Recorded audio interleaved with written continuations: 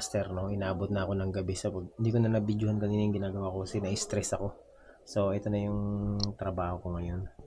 Ito na yung rack and pinion. Actually, dito ako na-stress. Sobrang stress ako dito sa rack end na to kasi nga, hindi ko siya matanggal. Sobrang hirap siya tanggalin. So, kinailangan ko pang bumili ng blowtorch. Ito. Ganun. So, tinorch ko pa yan para matanggal lang ito kasi wala nang ibang option. So, ayan, nagkabungi-bungi na ako. Pero yan, tanggal na yan. So, tanggal na siya. Binalik ko lang. Yan, tanggal na yan. Ginawa ko ng shop yung tindahan. So, ayan mga master. Blowtorch ko siya. Ang problema, nung blowtorch ko siya, nasunog yung plastic. So, lumambot to. So, ang nangyari, kailangan natin palitan ito ng bago. Hindi pa naman siya sira. Actually, hindi siya sira. Kasi ang ganitong rack end na sira, kapag tinulak mo siya papunta rito, kakalug. Kaso, hindi naman siya kumakalug eh. Yan, wala naman. Kaso lang, lumambot na siya. So, papalitan ko na rin to. So, itong isa, tanggal na rin yan. Tinanggal ko na. Nanghiram ako ng gato sa kapitbahay. Buti meron silang gato. Ayan, sobrang hirap ng dinanas ko dito para lang matanggal to. So, ayan, pagod na ako mga master. Okay, all goods na yan, no? Tatanggalin ko na lang yung yung laman, no, sa loob. Ito pa pala. Babaklasin natin to bukas na siguro. So, ito okay na rin to. Dinuwagan ko na para hindi na ako mahirapan bukas. Maluwag na yan mga master. Yan, no? So, easy na lang yan. Kailangan na lang. Ito, tatanggalin ko to. Itong steering na to. Nahugot lang yung packet eh. So, bahala na. Ayan.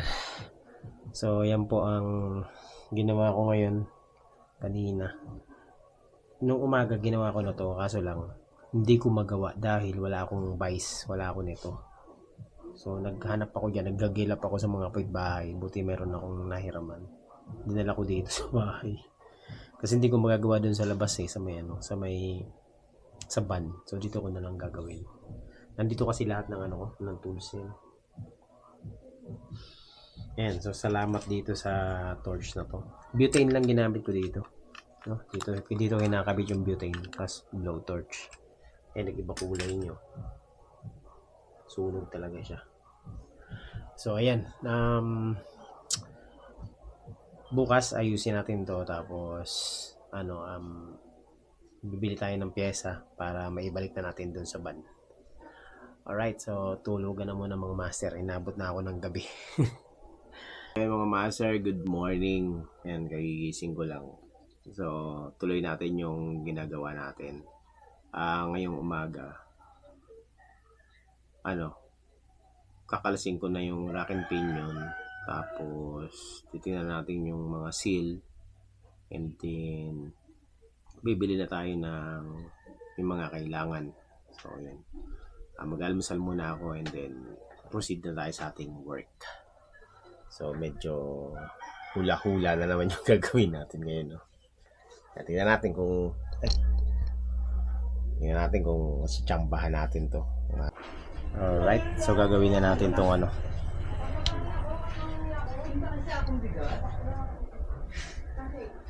Wala ho.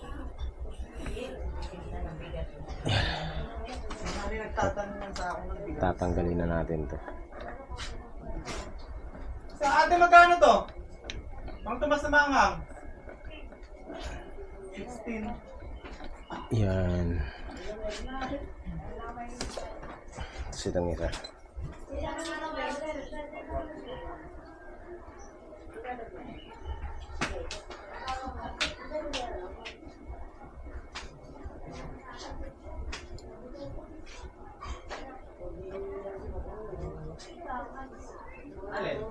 Medyo nahirapan tayo nito kasi first time natin tatanggalin to eh. So ayan, natanggal na natin. Ayan yung kabuuan. Ito na lang. Ahangat natin yan. Tanggalin natin dito sa ilalim. Tsaka dito sa gilid. Pag-uhihilahin na yung paangat.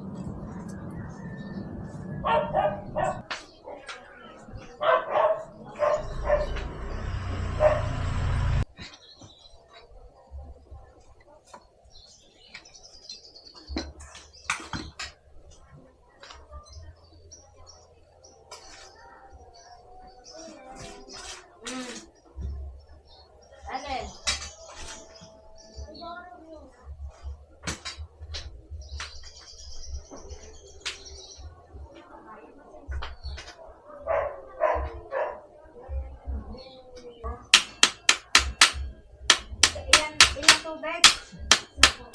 Maliit.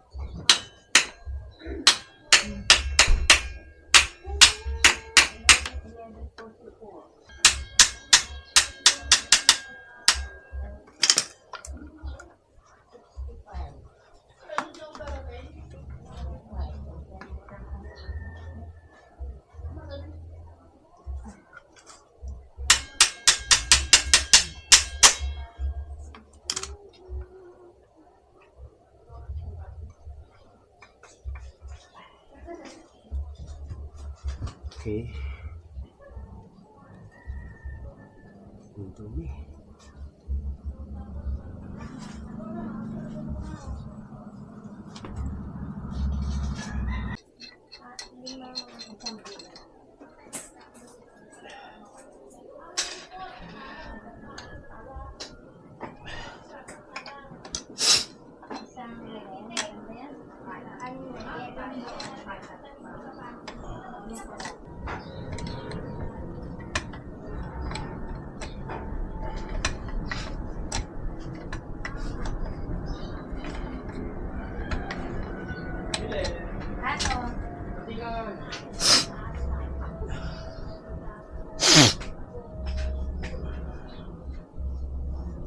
Ayun. So, yun ang sira. Pud-pud na.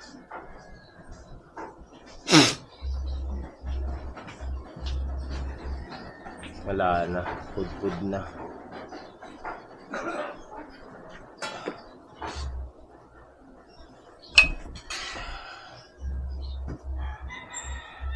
Dumi.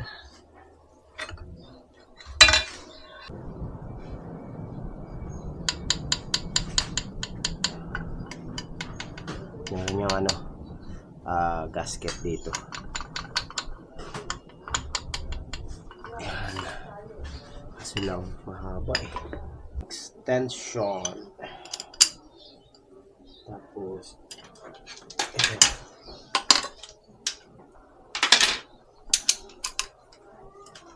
Pang dot-dot.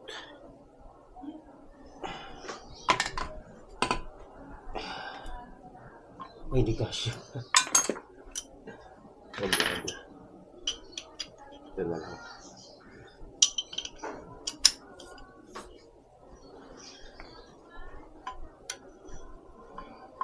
Hindi kasya.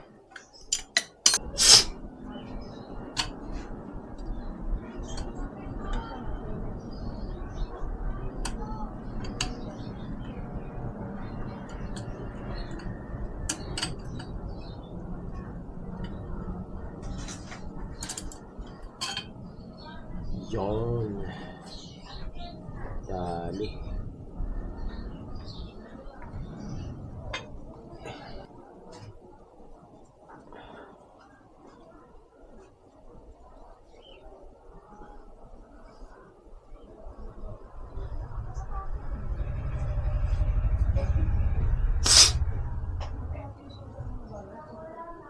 Okay, linis.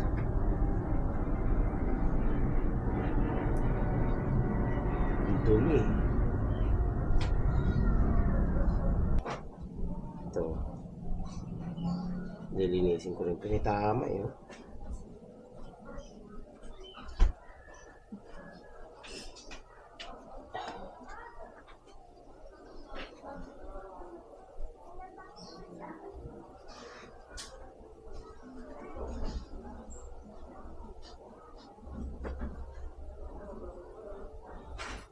Yun. Meron siyang tama. Ang gagawin ko dyan, lilihain ko ng 1,000 para matanggal yung yung tama niya. Yan ang naging dahilan eh, bakit nagkaroon ng leak. Hindi naman malalim, hindi lang. So kayang-kaya na to ng 1,000 na liha.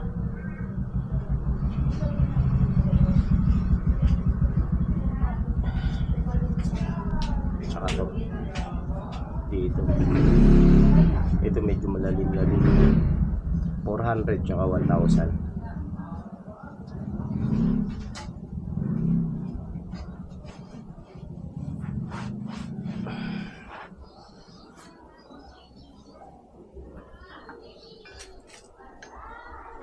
Yan. Tinanggal ko. Dito yan eh. Yan. Yan. Yung bumabangga na ganun. Tapos ito naman yung sa kabila. Yan. So ganyan yan. Yan. Yung purpose niya. Pag lumili ko, gumaganyan-ganyan yan. Ito nasira na eh. So ito yung ano natin. Lilihain natin para yung tama eh. Okay, mamaya na. Tirahin muna natin ito. Lihain natin to ng 1,000. Pero babaklasin ko muna to. Itong mga oil ring. Yan. 1, 2, 3, 4. 4.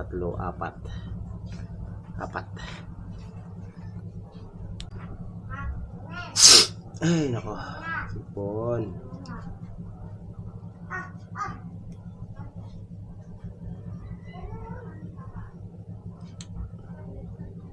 Yan.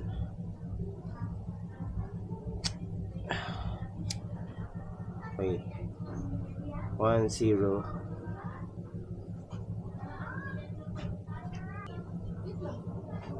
2, 0.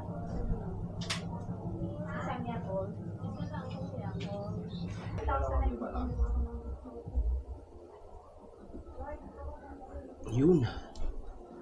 Dali. Okay. So, yan. 4-0. Ups. So, ito bibili natin. Magka-size pa to. Magkaka-size naman. So, 4. Ay, nako. Tanggal din. Okay, so ito yung papalitan natin mga gasket. Yan. Para dito. No? Tagisa yan. Palitan natin to. Tapos itong isang rack end. Ito. Yun yung mga papalitan natin. Kasi ito sira na talaga to. Malambot na. Tapos ito lilihain ko yan ng 1,000. May tama na eh. Mamaya pagbalik natin. So yun lang. Okay. Yan, pupunta na tayo ng auto shop.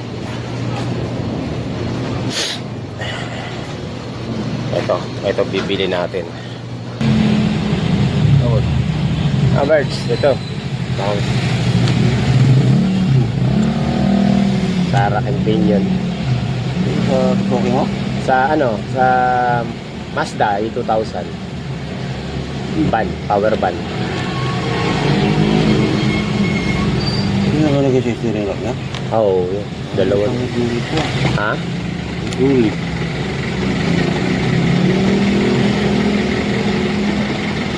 Hindi na alam. Ano steering mo yun? Oo. Kulang pa ito. Ano pang kulang yan? Yung mga oil seal pa yun. Ha? Yung mga oil seal. Yun sa ano? Hindi, ito lang tinanggal ko dun sa may ano eh. Sa may tag nun? Hindi na lang? Oo. Yan lang nakakabit. Oo, wala na dito eh.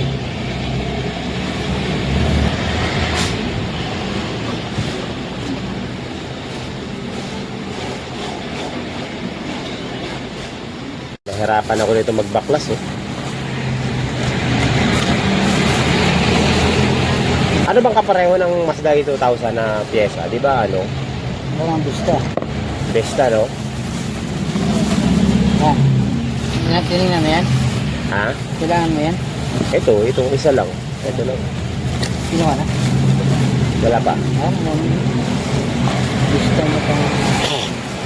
Kasi nung bumili ako dito ng pyesa nun, ang kasukat, Vesta yata yun. Pero yun. Ito, anong tawag dito? Rock yun. Rack end to, di ba?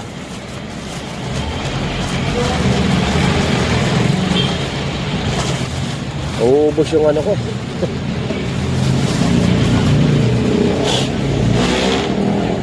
Ha? Para sa dapat may Agoy. Reserva natin ito. Medyo natatagalan sa paghahanap ng pyesa natin. Mahirap hanapin yung pyesa natin eh. Sana makakuha. Ito na. Palit na pareho. Rock end. Pinalitan na. Yeah, rock end. Japan.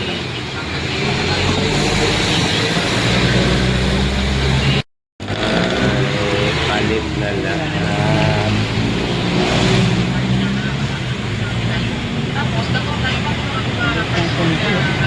Meron yan. Mahanapin ang kasukat niyan. Mas laki yung mga pang-hydroll.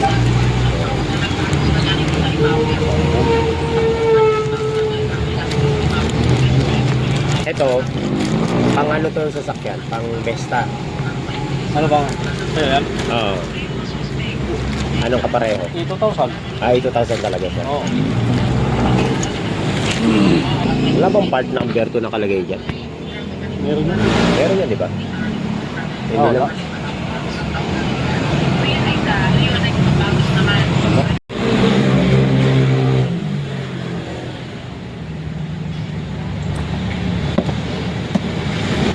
Meron na ng pala ko to. Ito, ano maging na to?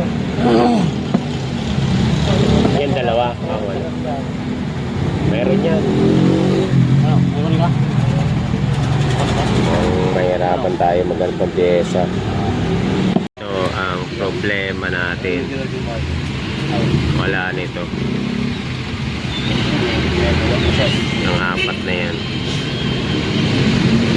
Kukunin pa. Yung sinalungkat na maliit, no? Di ba pasok? Maliit. Oh, maliit ng konti, oh.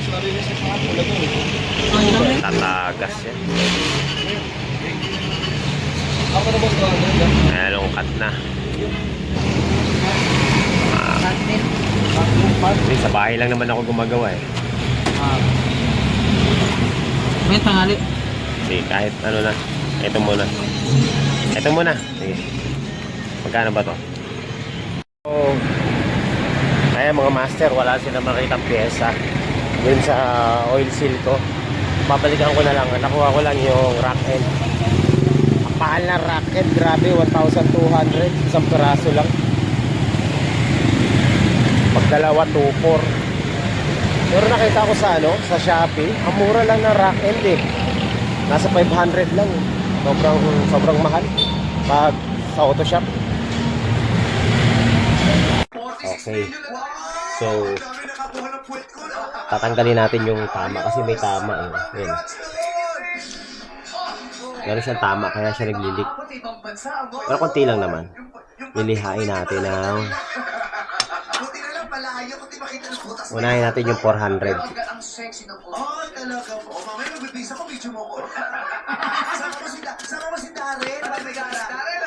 400 muna, 400. Panawagan naman po ang daming nag-get ready with Yan. sa TikTok. Bakit naman yung get ready with me ni Ate Boy sa likod namin natanggal? Wow! Di ba mo? Nilalaman ko pa talaga. Para di na makigastos. Yun, wala na. Kaya pa na.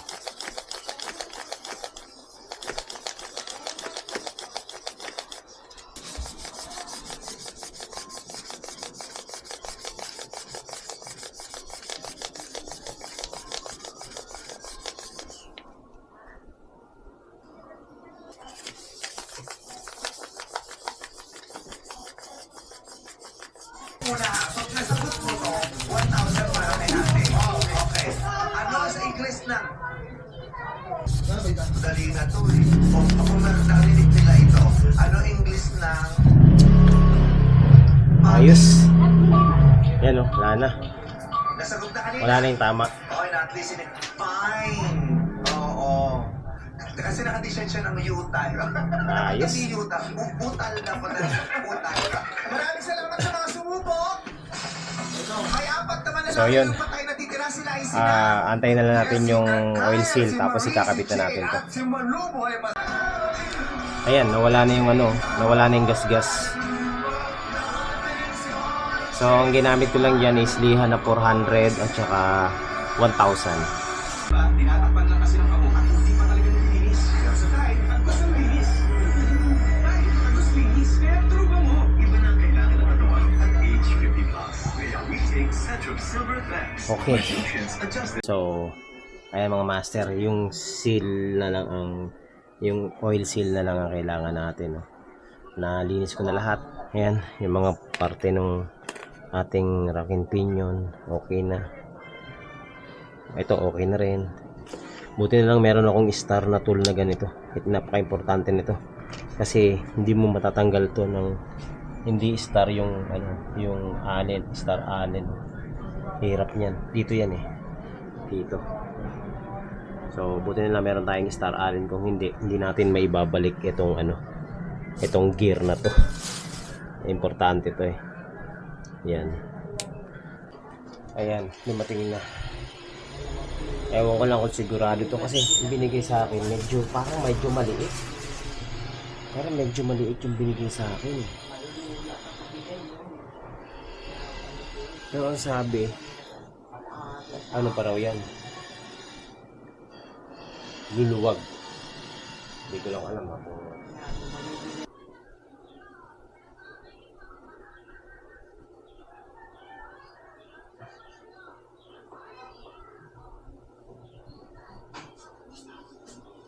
hindi kasya.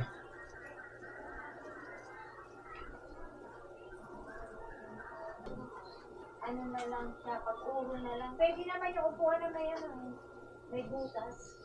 Doon di diretso ng tayo sa Arinora. Kasi hugas na. Hindi kasya. Okay. Hindi mo na lang natitira dyan sa ano mo. So, ayan mga master. Palpak yung yung oil seal na binigay sa akin. Binalik ko dun sa pinagkuhaan ko. Tapos nakahanap sila ng sample. Pero bukas ko pa siya makukuha ng mga tanghali kasi kukunin pa sa Pasay. Kaya mangyayari delay yung trabaho natin. So liligpitin ko na lang muna yung mga gamit dito para pag dumating, dire-diretso na tayo. Grabe, ang hirap pumanap ng dito, ng oil seal sa loob. So yun na lang, pagpaliban na muna natin to. Importante na siya, ready na, kakabit na lang, no? See you tomorrow.